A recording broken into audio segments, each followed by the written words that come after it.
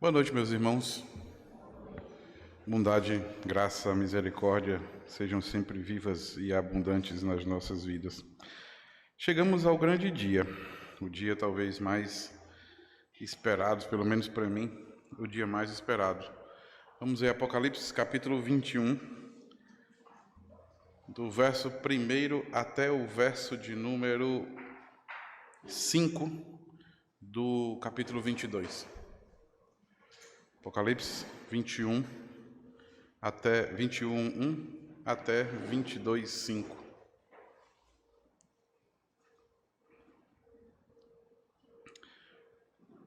Caminhamos praticamente por 8 meses nessa jornada pelo Apocalipse e chegamos então ao ápice, ao grande dia, para entendermos tudo aquilo que passamos, tudo aquilo que vivemos e tudo aquilo que ainda há de viver.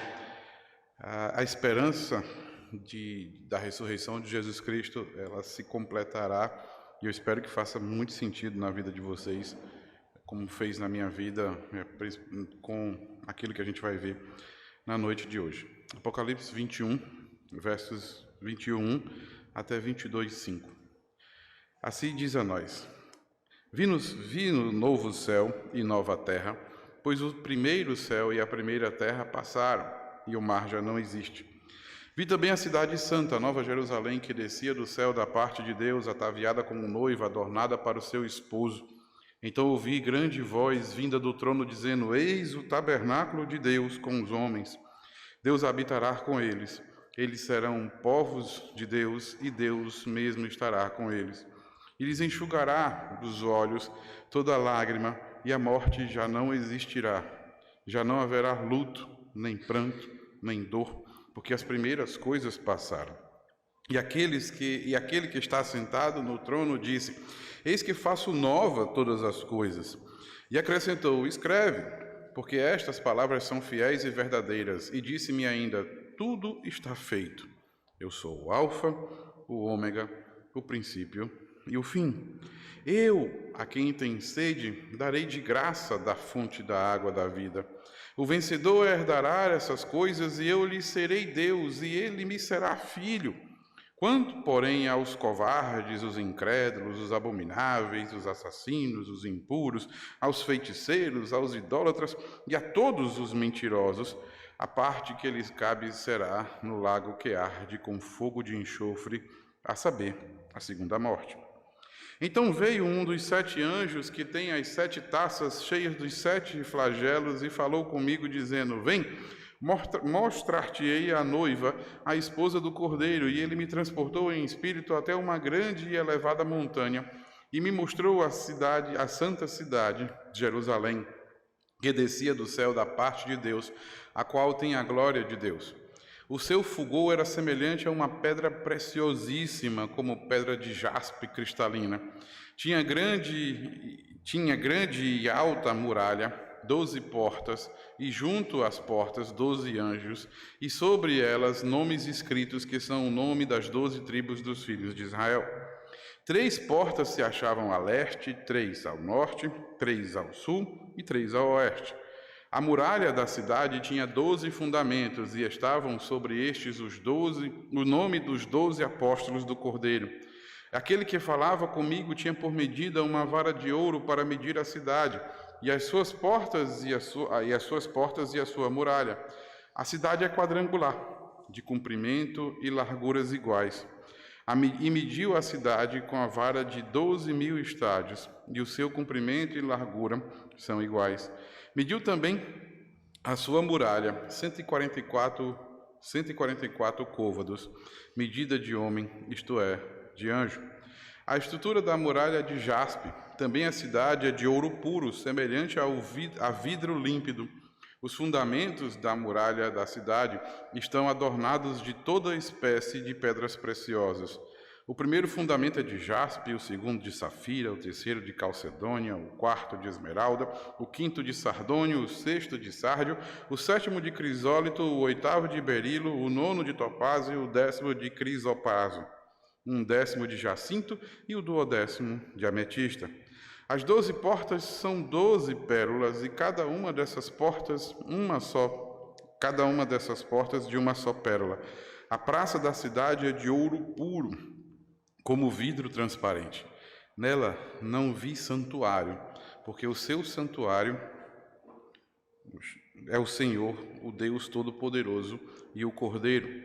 A cidade não precisa nem do sol nem da lua para lhe darem claridade, pois a glória de Deus a iluminou, e o Cordeiro é a sua lâmpada. As nações andarão mediante a sua luz, os reis da terra lhe trazem a sua glória, e as suas portas nunca jamais se fecharão de dia, porque nela não haverá noite. E lhe trarão a glória e a honra das nações. Nela nunca jamais penetrará coisa alguma contaminada, nem o que pratica abominação e mentira, mas somente os escritos no livro da vida do Cordeiro. Então me mostrou um rio da água da vida, brilhante como cristal, que sai do trono de Deus e do Cordeiro.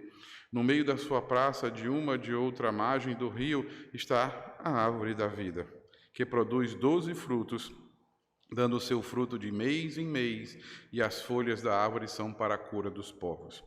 Nunca mais haverá qualquer maldição. Nela estará o trono de Deus e do Cordeiro.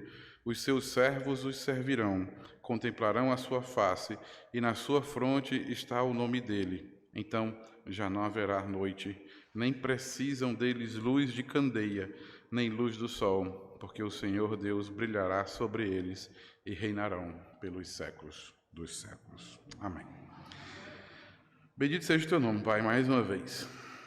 Ilumina-nos, instrui-nos, ó Deus, para que, mais uma vez, como te pedimos durante todo esse tempo que aqui caminhamos, que a esperança que isso trouxe aos seus destinatários primeiros, ela traga para nós. Que, ó Deus eterno, a graça, Deus bendito, de podermos esperar, e não só esperar, mas também esperançar, ó Pai, de que isso há de se cumprir em nós. Renova, Senhor, as nossas forças e, acima de tudo, ajuda-nos a confiar cada vez mais e mais em Ti. Te louvamos e bendizemos o Teu nome, no nome do Senhor Jesus. Amém, Pai.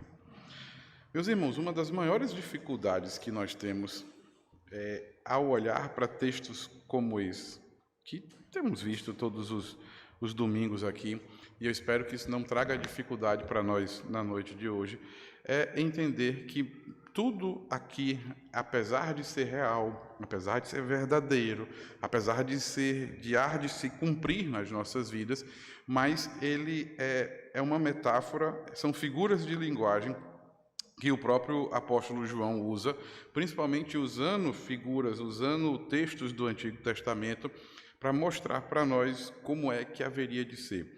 É muito claro de que a gente viu isso por todos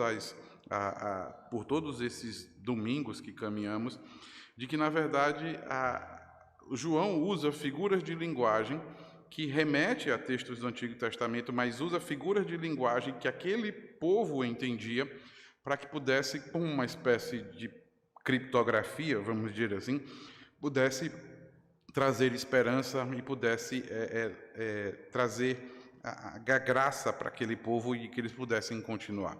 É importante nós entendermos, e isso fica muito claro, de que o livro do Apocalipse é um livro escrito num período de perseguição, enquanto os próprios judeus e os próprios romanos perseguiam esses cristãos que eram judeus e também eram gregos, e ele é escrito exatamente para trazer esperança para esse povo, para trazer graça para esse povo, de que por mais que eles estivessem sofrendo, por mais que eles estivessem morrendo, por mais que eles estivessem sendo perseguidos, por mais que tudo isso havia de acontecer, aquele que se encontrava sentado no alto sublime trono era Deus. Vimos nos 2 últimos domingos de que o que Deus há de fazer no dia do juízo. Vimos exatamente do como Ele nos julgará pela obra de Cristo e como Ele julgará aqueles que não têm Jesus como seu único suficiente Salvador pelas suas próprias obras. E vimos exatamente de que neste dia do juízo, nós, aqueles que são salvos, tomaremos parte para julgar aqueles que não são salvos e o fim, a forma como ele descreve o inferno, a forma como ele descreve aquilo que a gente chamou do grande piscinão de lago de fogo, é algo extremamente doloroso, é algo extremamente não só justo na sua justiça, mas extremamente doloroso. E aí vimos que muitas das vezes, se uma queimadura, uma simples queimadura nas nossas mãos dói, imagine viver a eternidade ardendo num lago de fogo que não há de se consumir, como o próprio texto diz. Mas chegou o grande dia, que é depois que o juízo passou, depois que Satanás foi julgado, foi jogado no lago de fogo do inferno. Aqueles que seguiram a Satanás, ludibriados por ele, que foram atrás das duas grandes bestas e abandonaram o cordeiro, foram jogados nessa prisão, nesse lago de fogo. E o que há de acontecer com aqueles que são salvos? Ou seja, o que há de acontecer? A questão toda, meus amados irmãos, é de que os 2 últimos capítulos da Bíblia, eles são especificamente remetidos aos 2 primeiros capítulos da Bíblia.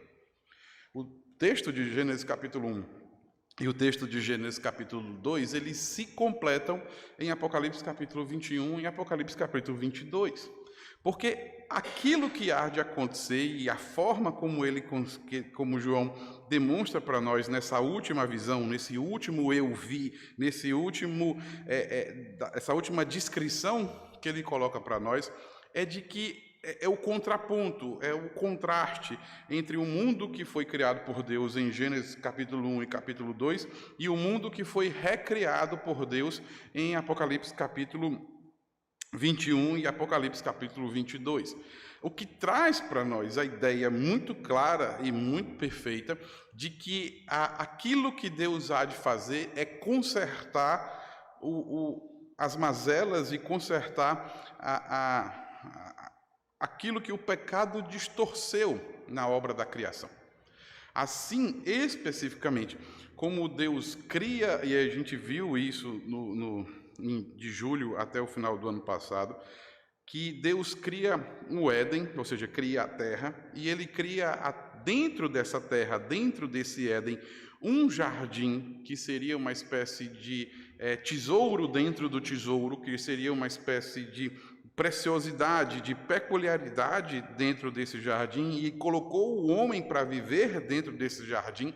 Assim também há de acontecer na nova criação, no novo céu e na nova terra. Se você olhar, e eu queria que você caminhasse um pouco com isso, para que a gente pudesse entender, você para perceber que essa cidade, chamada de Nova Jerusalém, ela é uma cidade, porém, ela não é a única cidade. Eu não sei se vocês conseguiram perceber isso e enxergar isso, mas olha o verso 24 do capítulo 21. Vamos caminhar um pouco por aqui, pega na sua Bíblia aí, olha o verso 24 no capítulo 21. Ele diz que as nações andarão diante da sua luz e os reis da terra lhe trazem a sua glória.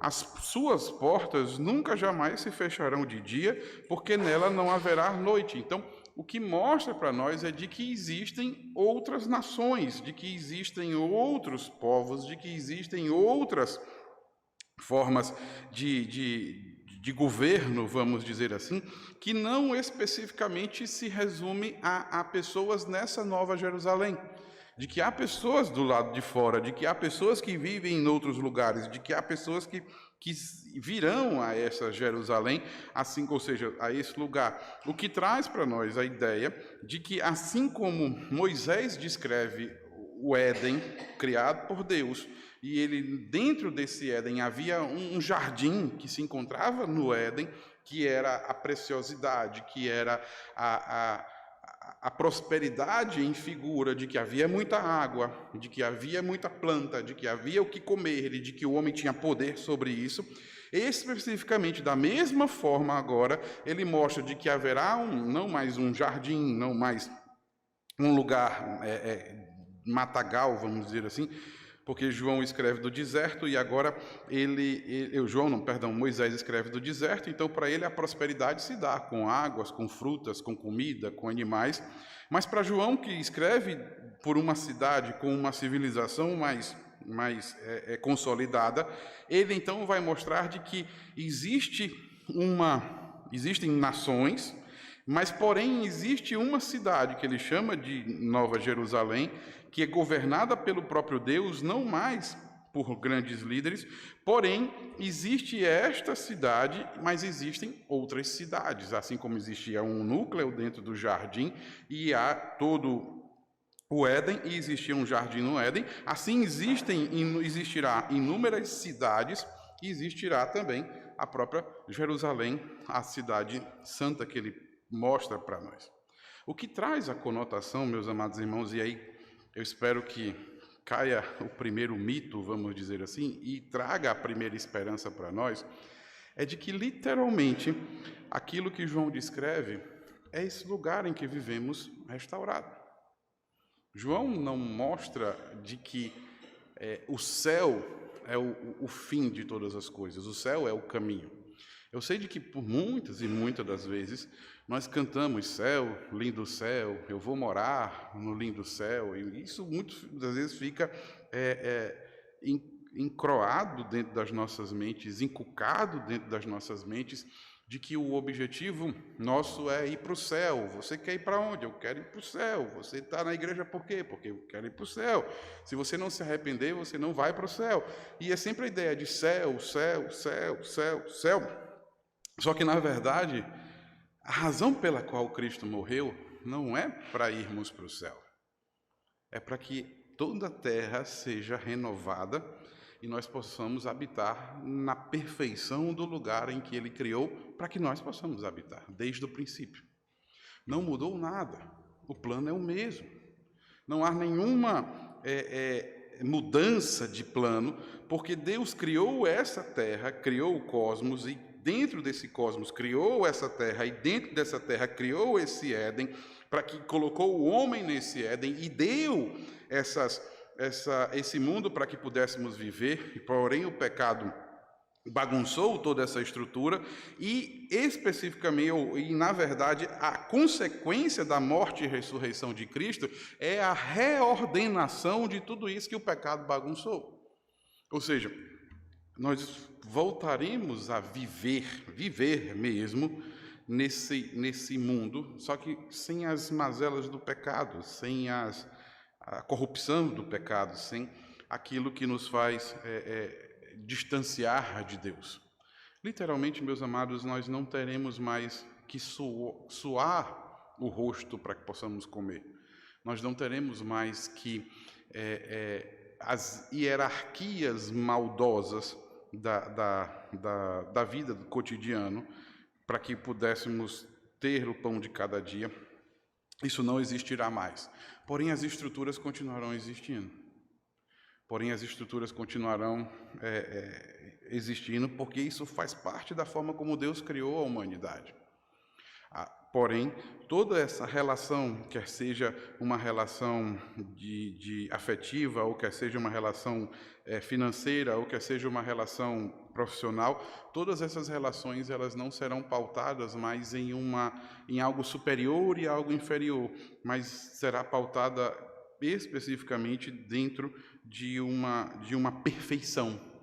Será pautada dentro de algo perfeito, em que todos são iguais, todos são salvos pelo Cordeiro e todos são dignos de adentrar nessa Nova Jerusalém. A segunda coisa e o segundo ponto que a gente precisa entender é de que ele coloca dois tipos de Jerusalém. São dois tipos. A primeira delas é aquela que desce do céu. A primeira delas é aquele que ele coloca nos versos 1 até o verso de número 8. E a segunda é a forma como ela se organiza no meio de tudo isso. Geralmente a gente também aprende, e a gente vê isso muito nos quadros, de uma certa forma nas figuras, de que essa Nova Jerusalém, ela literalmente é uma cidade e esses prédios descem do céu, como se fossem uma construção que desce do céu e existe aqui a parte desse mundo. Não funciona dessa forma. Eu queria que você enxergasse isso para que a gente possa entender quem é essa noiva do Cordeiro, quem é esta nova Jerusalém que ele fala dos versos 1 até o verso de número 8. Veja bem, ele diz que viu um novo céu, uma nova terra, e a primeira terra passou, o mar já não existe, e aí tudo foi criado, que a gente já viu isso, tudo foi refeito, tudo foi colocado em ordem, todas as coisas estão perfeitas, ou seja, a criação,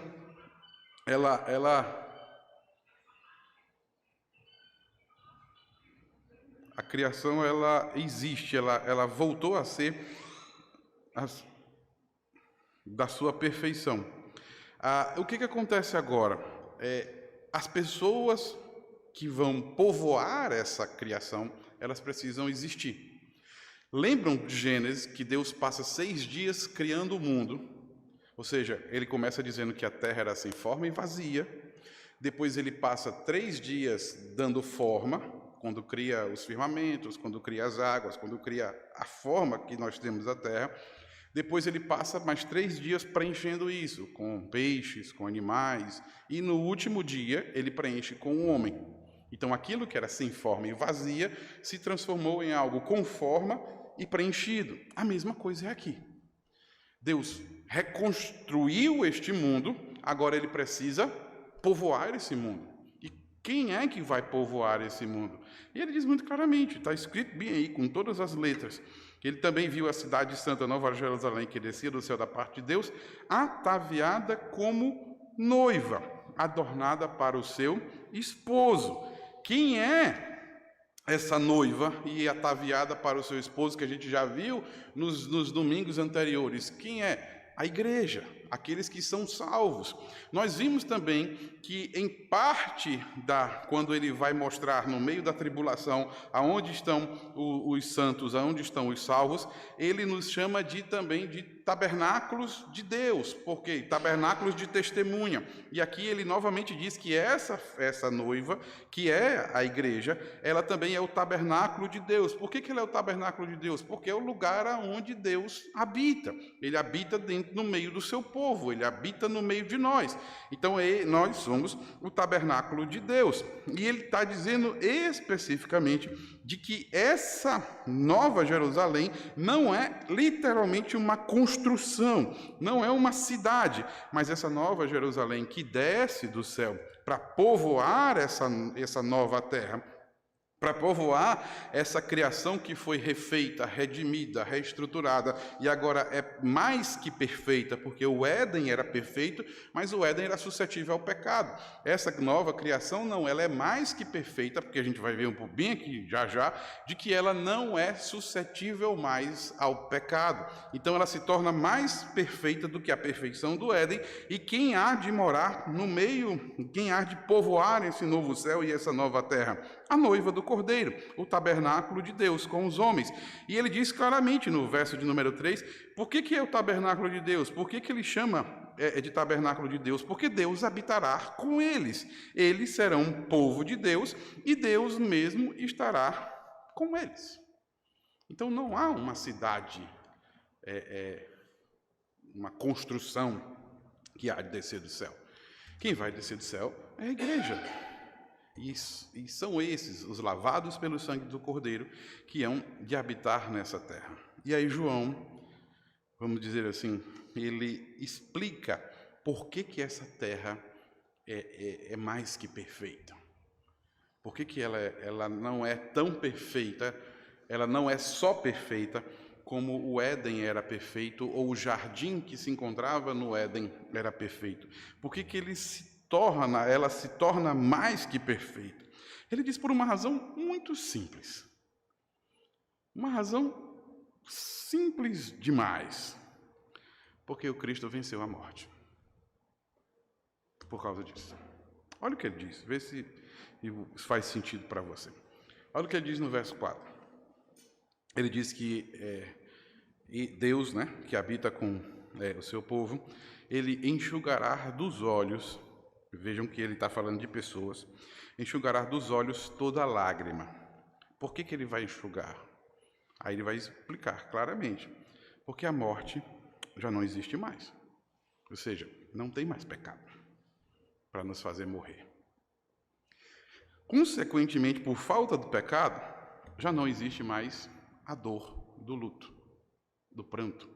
Consequentemente, por não haver a dor do luto, não existe mais o pranto. E aí ele diz: não existirá nenhuma dor, absolutamente nada. Por quê? Porque nesse novo céu e nessa nova terra, em que a igreja há de habitar, ela não é igual à primeira terra que foi criada, mesmo antes do pecado. Ela é blindada, ela é a prova de pecado, ela é simplesmente impedida de se pecar nesse lugar. Por quê?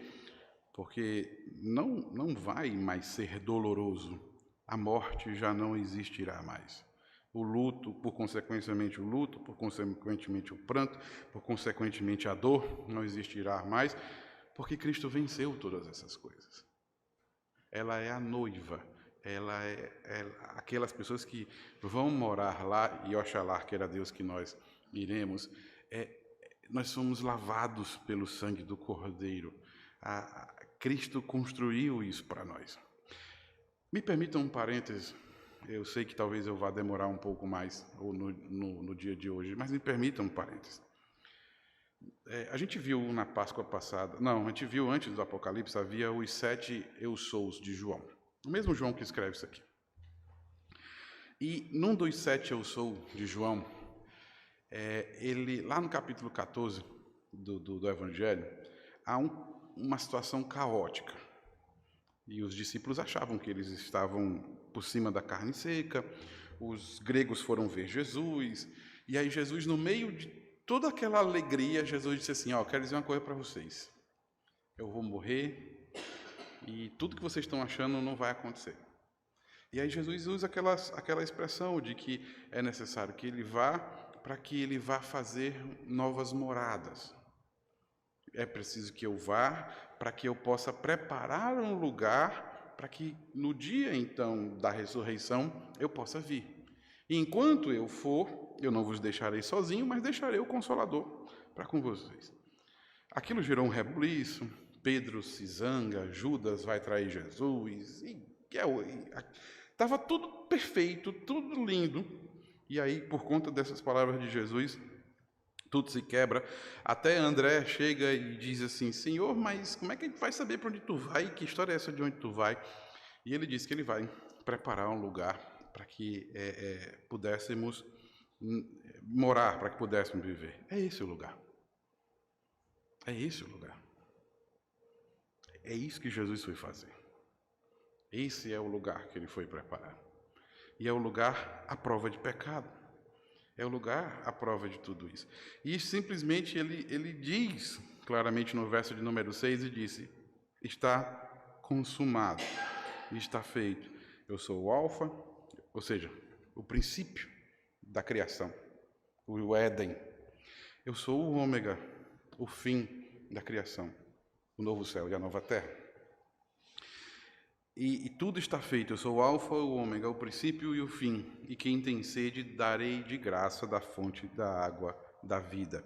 O vencedor herdará essas coisas, e eu lhe serei Deus, ele me será filho. Quando, porém, aí ele vai colocar a lista daqueles que não entrarão. Por quê? Porque a cidade é a prova de pecado. Não pode mais, não existe mais pecado. E aí me permitam só uma pequena brincadeira que fazíamos lá no pequeno grupo que a gente tem todas as terças-feiras. Tem uma palavrinha bem aqui chamada de feiticeiros, não tem? No verso número 8. Infelizmente, o nome deles são os farmacêuticos. Mas é porque os farmacêuticos, meus amados, na época, eram aqueles que manipulavam as coisas. O nome bonito era o boticário, o nome feio eram os feiticeiros. Mas, literalmente, no grego, a palavra no grego são os farmacos, os farmacóis, quer dizer. São os farmacêuticos mas não nesse sentido de profissão, graças a Deus, até porque tem 3 aqui, então complica a história para o meu lado. Mas ele coloca essa lista para dizer de que essas pessoas não conseguirão entrar nessa nova Jerusalém. E aí, por que aí ele vai falar, por que eles não vão conseguir entrar nessa nova Jerusalém? Simplesmente porque ela é murada. ela é murada. E aí ele passa bastante tempo para tentar explicar como é que se dá esse muro, como é que se dá essa proteção. Mas o que cabe para nós, de uma forma bem peneirada, de uma forma bem simples, é de que ela é murada pela aliança de Deus. Você vai ver que ela é murada pelas 12 tribos dos filhos de Israel, ou seja, a grande muralha tem 12 portas, essas 12 portas são das 12 tribos de Israel, porém, no fundo dessa muralha, aquilo que sustenta o radieiro, como se chama, ou então as vigas de sustentação dessa muralha, é dos 12 discípulos de Jesus. Ou seja, é a aliança de Deus que sustenta isso. De Deus mostrando ao seu povo todo o tempo de que Ele é quem protege essa cidade. Ele é quem protege isso. E aí ele coloca no verso 20, no verso 19 e no verso 20, as pedras preciosas, uma para cada discípulo, porque são as pedras que eram usadas na roupa do sacerdote. E ele fica muito claro dizendo que Jesus, o nosso sumo sacerdote, há de proteger essas coisas. O que traz para nós a ideia de que simplesmente o lugar é mais perfeito do que o lugar perfeito que Deus criou. É de que nesse lugar é perfeito. E por que ele se transforma em algo tão perfeito? Por que ele usa essas figuras de linguagem? Por que ele usa essas figuras? Basta nós lembrarmos de como esse mesmo lugar foi descrito por Deus para Moisés. Quando ele disse, tirar da tua terra, primeiro com Abraão no caso, sai da tua terra, da tua parentela e vou para a terra que te mostrarei. Essa terra, ela era, como é que Deus descreve para Abraão essa terra? Essa terra, ela tem leite e mel. Por que ele descreveu assim? Porque era a riqueza da época. Qual era a riqueza da época? Era leite e era mel. Quem tinha leite, gado, e quem tinha mel para comer, tinha tudo. Era a comida do deserto. Basta você se lembrar de que João Batista se alimentava. De mel e gafanhoto. Porque não tinha gado, não tinha que comer o gafanhoto. Então, a prosperidade era feita de leite e mel. Na época do Império Romano, qual era a prosperidade? Pedras preciosas. Veja que a coisa não é tão literal como a gente pensa, porque se você olhar para o verso 18, você vai ver que a cidade é de ouro puro semelhante a vidro. Não tem como o ouro ser semelhante a vidro. Mas o que ele está dizendo? É que ela é limpa, não tem pecado, ela é perfeita.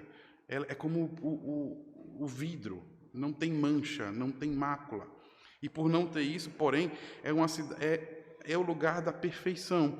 Por que é o lugar da perfeição? Porque tem ouro no chão. Você não precisa mais matar o outro por causa de riqueza.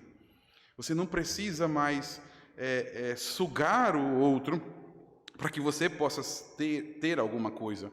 Você não precisa mais suar o suor perdoe a redundância, suar o suor do rosto para que possa comer o pão de cada dia.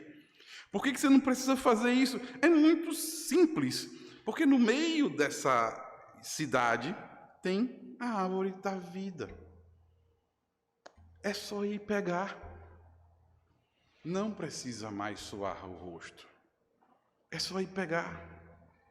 E eu fico pegando corda, eu pego muita corda quando as pessoas param para achar que isso aqui vai ser agora, nesse exato momento. Não, tem que passar por tudo aquilo que a gente passou.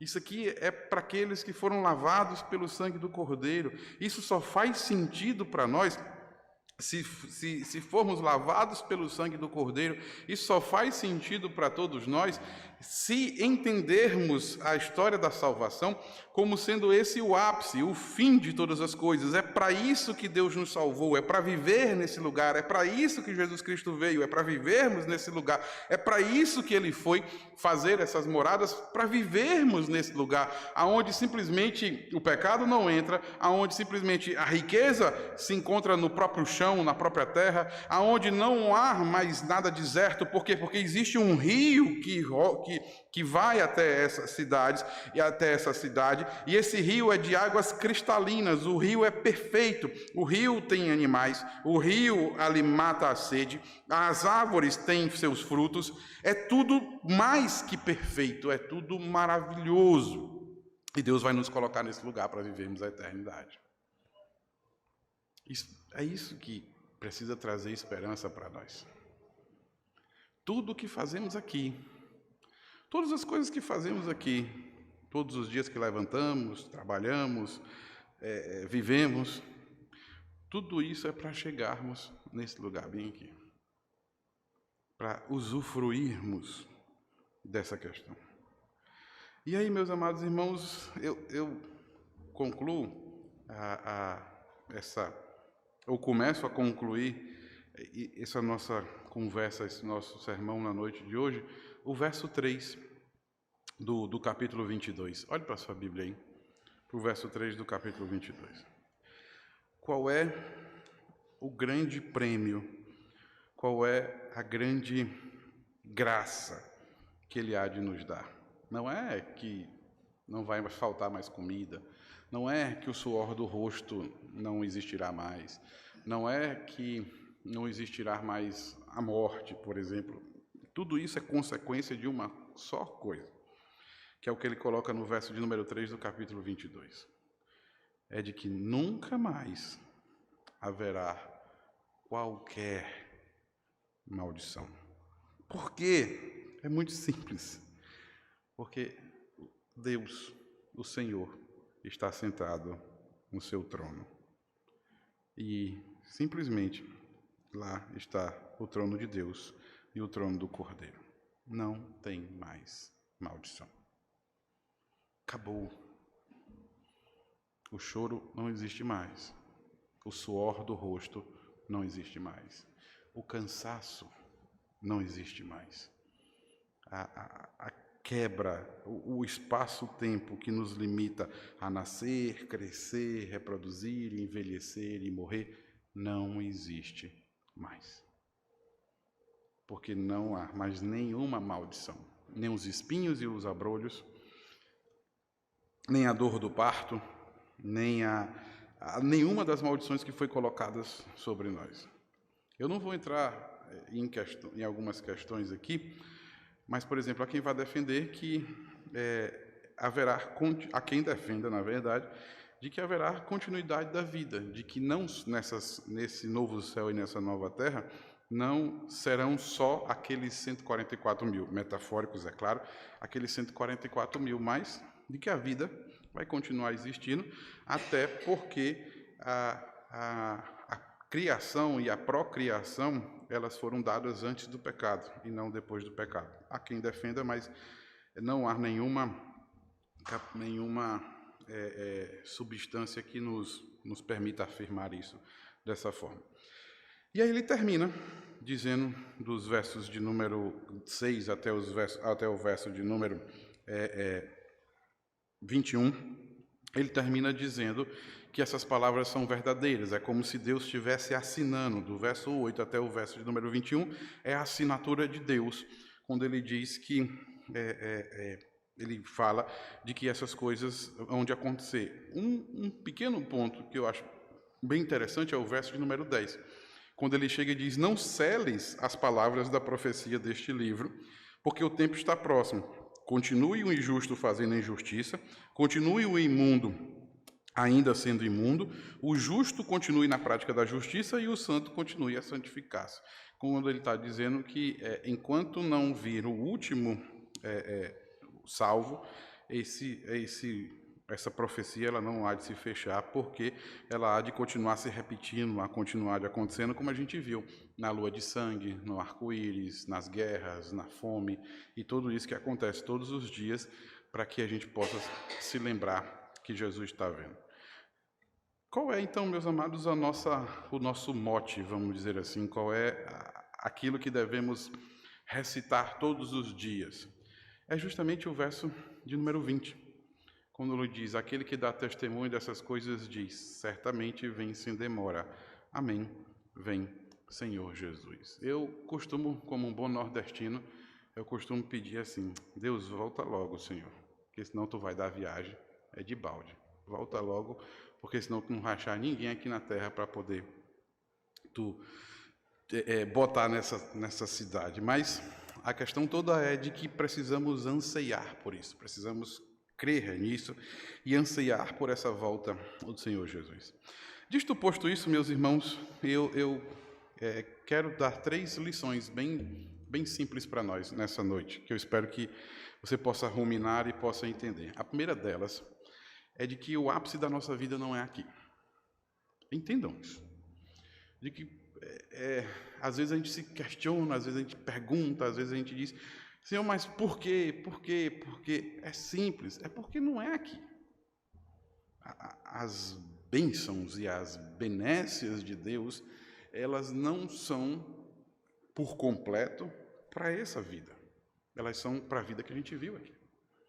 A razão pela qual João passa 20 capítulos para chegar no 21 e no 22 é para dizer para aquele povo de que a perseguição não vai cessar, a fome não vai cessar, a guerra não vai cessar, Satanás não vai deixar de ludibriar as nações, as pessoas não vão deixar de cair na lábia de Satanás. Como ele disse, o injusto vai continuar sendo injusto, o impuro vai continuar sendo impuro. Isso não vai acabar.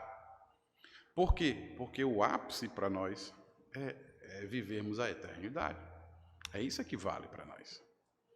Quando ele mostra em todas as partes de que no meio de todo desse mundo desajustado e desarrumado, há um Deus que rege e que governa com o cetro, mas ao mesmo tempo a igreja, durante todo o tempo, ela é guardada, ela aparece lavada pelo sangue do Cordeiro, ela aparece como tabernáculo, ela aparece em cima do monte, ela aparece sempre guardada por tudo aquilo, e todas as maldições são impostas diretamente para aqueles que caem na lábia de Satanás através das nações.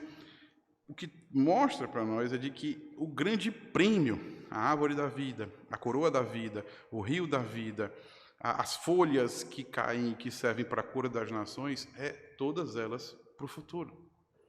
É isso que a gente precisa anseiar. Não adianta nós querermos entender o porquê que não vivemos uma vida de jardim do Éden ou vivemos uma vida de Nova Jerusalém aqui, porque aqui não é lugar para isso, nesse momento em que vivemos. O que a gente vai viver é para o futuro, a nossa esperança é para o futuro. E aí talvez você diga, mas por que Deus de vez em quando dá umas chibatadas na gente? Paulo escreve isso lá em Romanos, quando ele diz que a perseguição gera esperança e a esperança gera perseverança. E a perseverança, consequentemente, esperança. É simples. É de que nós precisamos esperançar, não esperar, mas esperançar por esses dias. A segunda lição que eu quero que você entenda é de que a graça, ela só será compreendida de uma forma plena quando nós vivermos isso aqui. Quando nós experimentarmos isso aqui. Porque nos dias de hoje, como a gente está no meio do processo, a gente não consegue entender como se dá. E a gente acha que muitas das vezes que as coisas deram errado. De que Deus criou um jardim bonito, pleno, maravilhoso, perfeito, e de que Satanás veio e deu uma rasteira em Deus e a gente acabou pagando o preço por isso. Não foi isso não, gente. A criação final é essa. Não foi um erro e aqui Deus vai consertar esse erro. Não. A criação final é essa. É necessário que todas estas coisas acontecessem desde o início do jardim no Éden, para que tudo chegasse a ser dessa forma.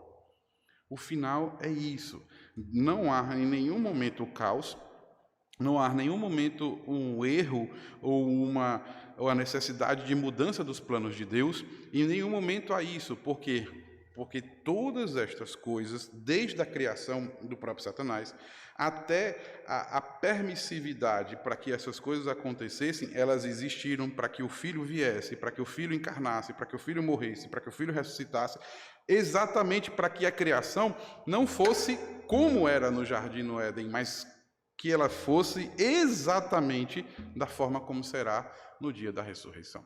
Esse é o objetivo. O ponto final da história da redenção é esse bem aqui. A criação, ela só será, a obra da criação, ela só será completa nesse dia. Por isso é que o próprio Jesus diz, eu sou o alfa, o ômega, mas antes dele diz o princípio e o fim. Qual é a consequência? Está feito, está pronto, está terminado. A obra da criação terminou. Este é o povo de Deus, este é o tabernáculo de Deus, esta é a noiva de Deus. Estes são aqueles que perfeitamente Deus criou para o deleite da eternidade da sua glória. É essa que é a ideia. Nunca pensem jamais que houve um lapso de Deus, que Deus cochilou, que Deus piscou e que Satanás conseguiu dar uma rasteira ou ludibriar a Deus e acabou nos ludibriando. Não pensem isso. Tudo isso aconteceu para que o plano final de Deus, a obra final de Deus, se concretizassem dessa forma. E a última, meus amados irmãos, a última das lições que eu espero que você entenda. Eu queria que você criasse um sentimento dentro de você, que é justamente o penúltimo versículo que ele nos diz. É que você anseiasse pela volta de Cristo. De que você não vivesse nesse mundo amando o mundo da forma como ele é, mas que Cristo voltasse para que nós pudéssemos usufruir deste mundo, só que da forma como ele nos dará. Eu não estou dizendo para a gente ir para o céu, para a gente morrer e ir para o céu, não. Porque, com toda sinceridade, eu já disse isso para vocês algumas vezes, ir para o céu é muito chato. É muito chato. Eu quero viver isso aqui. É isso aqui, o dia a dia, a cidade, a água, o ouro. É para isso que Deus me criou. Deus não criou para ir para o céu como alma penada sem ter o que fazer. Ele não foi para isso que ele nos criou. Ele nos criou foi para isso aqui, ó. É isso aqui que vale. Essa vida, é a vida, é viver, usufruir do mundo perfeito que Deus vai nos colocar.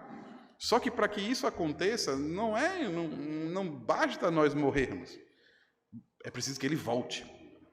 Por isso é que João termina o livro do Apocalipse dizendo muito claramente: Maranata, ora vem, Senhor Jesus.